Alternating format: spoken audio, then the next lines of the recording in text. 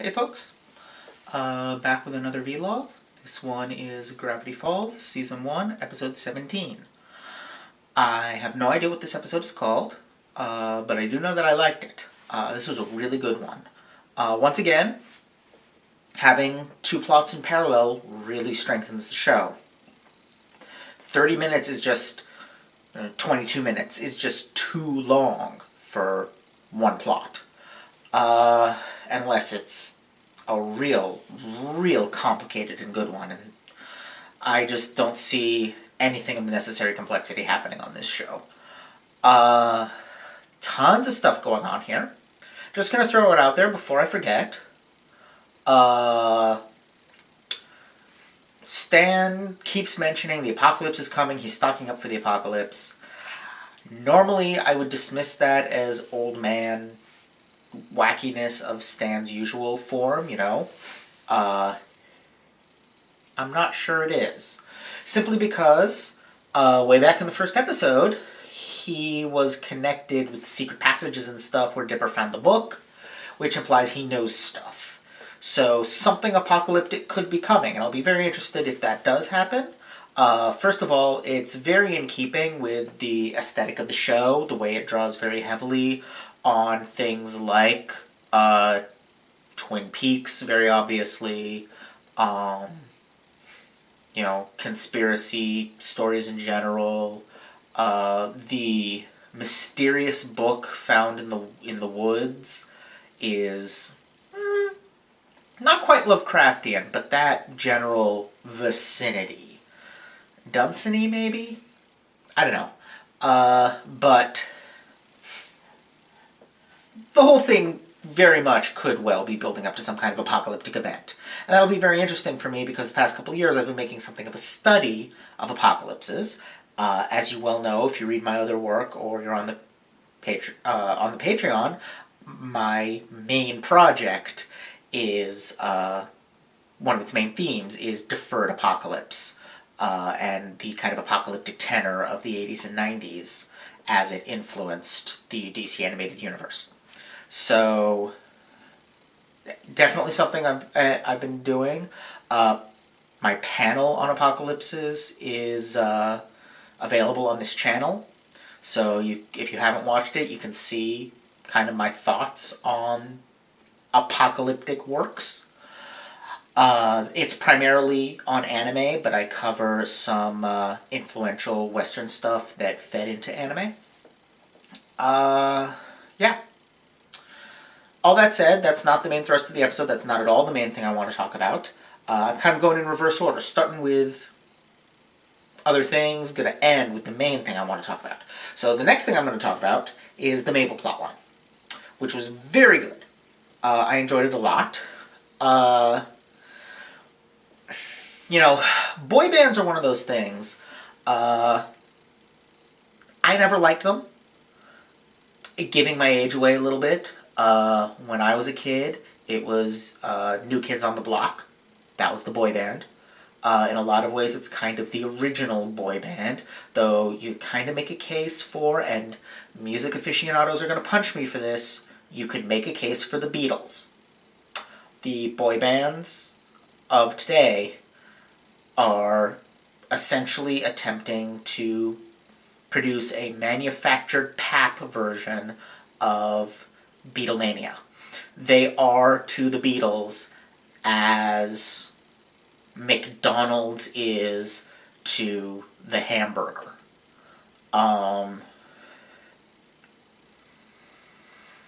That said, there is a tendency to specifically target things girls are into as being unworthy. There's plenty of stuff that is extruded crap for boys and for men. I could list off action cartoons and for boys. I could list off action movies for men. The fact is, there is nothing in the entirety of the Transformers franchise that is better than a boy band. There just isn't. The whole thing is crud. Maybe some of the comics. I haven't gone far enough out into the weed. It's entirely weeds for that. It's entirely possible that there's good stuff showing up in the comics because there's a bajillion comics. But overall, I mean, they're comics. They have like 12 readers. Nobody reads comics. So, the main body, the movies, the cartoons, they're genericized extruded pap. I could list lots of other things, lots of other franchises that are that way, but I've made enough of you mad at me. So, nonetheless, it's boy bands that get specifically targeted. It's boy bands that have show after show an episode about how fake they are and having fun with that fact. One of the reasons, one of the things I was thinking about through this whole episode, because it's the same actress, was Bob's Burgers and its boy band episode, which wasn't about how boy bands are terrible. They were about how nobody who isn't a preteen girl likes boy bands, which is basically true, but it wasn't saying that boy bands are somehow bad or unworthy. It was the opposite. It was about boy bands as being a form of safe sexual awakening for a young girl. That it's how she discovered that she has feelings that she was mocking in her older sister. And there's a little of that here. I really do love how they depict the girls' enthusiasm, and they don't hate on them for their enthusiasm. It's just that it's Gravity Falls, so of course the boy band has something weird going on with it. They're clones, and they have a lot of fun with that. They ultimately make it the, if you love it, you have to let it go, rescued pet kind of a story. Which happens for Mabel a lot. Kind of the same resolution as the Mermaid episode. But her story had a lot of humor to liven it up. I really enjoyed, as always, Candy. I loved when she just kind of went and started talking about welcoming death. That was adorable. I loved... God, there was something she said at the end of the episode that was great, and I can't remember it now. Maybe it'll come to me later in the video, if not. Oh well, but there was a line from her that I really liked near the end of the video. Yeah, so Mabel's plotline was good. It's nice to see, Mabel going through kind of the standard steps of a girl growing up. And getting her own kind of, character development things. I did like her line about how every boy she's had feelings for has left her, because that's true. Either they turned out to be trying to imprison her or evil, like the gnomes in Gideon, or they had to leave for some reason. She has not had... she's had a lot of relationships over the course of the show, but none of them have lasted. And she wanted something to hold on to, and she couldn't. Which kind of bridges the two plot lines, It's not exactly subtle. They're both about possessiveness. And Mabel is being compared to both Robbie and Dipper. Now, I actually thought it was going to go in a different direction. I thought there was going to be some kind of a connection between the CD that Robbie plays and the boy band. It fairly rapidly became clear that wasn't the case. So, I think that Robbie did not know what the CD would do. I think he was just stealing a song, pretending it was his own, to try to win Wendy back. I think he didn't know that it had, subliminal messages on it. I think that's what the ending is saying. If not, Robbie is basically gone from kind of a jerk to holy shit, pure evil. Because, yeah, that's unbelievably, incredibly, massively, unforgivably horrible. Mind control is just, obviously it doesn't exist in real life, thankfully. Because if it did, holy shit, mind control would be just about the most evil thing you could do to someone. It is, I've said before, for example, that in things like Dungeons and Dragons and fantasy movies and that kind of thing, necromancers get a bad rap. Necromancers are just playing around with your body after you're done with it. Enchanters, that's where the evil is. People who change how you feel about things. People who change what you're thinking. That's evil. That's violating someone. Whereas resurrecting a corpse, like I said, person who was using it is done with it, so why not? What do they care?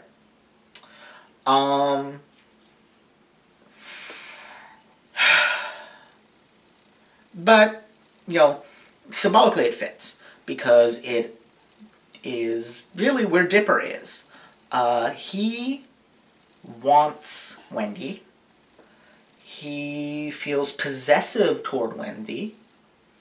And, obviously no person ever has a right to feel possessive towards another person at all, because you can't own a person.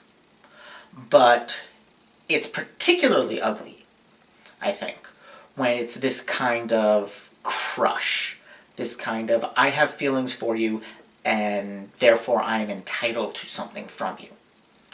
Because we see it in this episode. My mind, when Dipper was all like, yes, after Wendy was starting to break up with Robbie, my mind immediately went to what I wrote about the Batman the Animated Series episode, Mad as a Hatter, which introduces the Mad Hatter. And I noted there that right from the start of the episode, he is utterly unsympathetic because he is happy that the girl he supposedly loves, is sad. He is happy that she is in pain because he wants to be able to swoop in and rescue her because he thinks that will make her his. He wants her to suffer through breaking up with the guy that he thinks isn't good enough, which is to say he wishes pain on her because he loves her. Yeah, and that's exactly what's going on with Dipper. I'm just going to put this out there. If you are hoping that somebody will break up with their significant other, if you are happy when they are upset, you do not actually care about them. You just want to possess them. And that's what's going on with Dipper. Which, okay, he is a very young boy. He has not really learned how to deal with these things, with his feelings, so on and so forth. When you are attracted to someone, there is an element of wanting, you want something from them. It's what attraction is. And, when you want something, you're upset when you don't get it, and happy when you do. But when it's another person, you have to learn better. You have to learn to move beyond that. And that's what Dipper is still struggling with. But I like that he is starting to learn it. And we saw that in this episode. He never for a moment considered using the CD for himself, which is good. But he wanted to swoop in and save Wendy, which, if she were actually being mind-controlled, which she kind of was, that would be probably justified, because he knows her well enough to have good reason to believe that if she were able to express her actual wishes, she would want him to reveal this to her. It's a tough situation when you're dealing with, it's parallel to, say, that one of your friends is cheating on their significant other. Or that one of your friends is being cheated on by their significant other. The question of whether or not it's okay to meddle in that situation by revealing information to them, it depends very much on who they are and how well you know them and what you think they would want you to do and what kind of relationship you have with them and what kind of relationship it is that they're in, and etc., etc., etc. It's like any moral question. You can't give a glib answer. You can't just toss out, well, this is what you should always do, because the situation matters, All morality is situational, and if you don't think that's true, then tell me, is it moral to pull the trigger on a gun? And obviously the answer is, well, it depends where it's pointed. The point is, Dipper's at first happy that Wendy is upset. And he even tries to ask her out after she breaks up with Robbie at later in the episode when she discovers that he's been lying to her. And she quite rightfully tells him off, which bravo Wendy, and it makes me want a Wendy episode even more. But at least he's able to learn from her telling him off. Which, fucking up is how we learn. Especially when somebody's that young, they get some fuck-ups. As long as they don't do too much damage, they get to fuck up and learn from it. That's, part of growing up.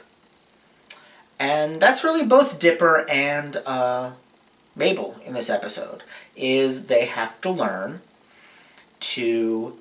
that caring about someone means doing what they would want you to do and doing what they need, even if it means you don't get to possess them. And it's something Robbie could really stand to learn. Because he's still kind of a dick. Anyway, this is a really good episode. I really enjoyed it. And I'm looking forward to watching more next week. Those of you watching on the Patreon, Thanksgiving is coming up. It is the last weekend of the month, so I'm going to try to get my videos for that weekend up before Thanksgiving.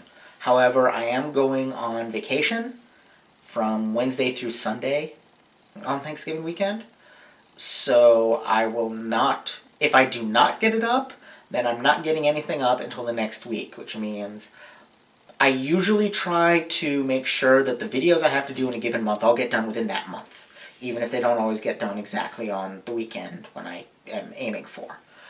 But I might miss a video and a Neuropocalypse entry at the end of this month. And if I do, I apologize. I'm going to try my best not to. Anyway, thank you all. See you next time.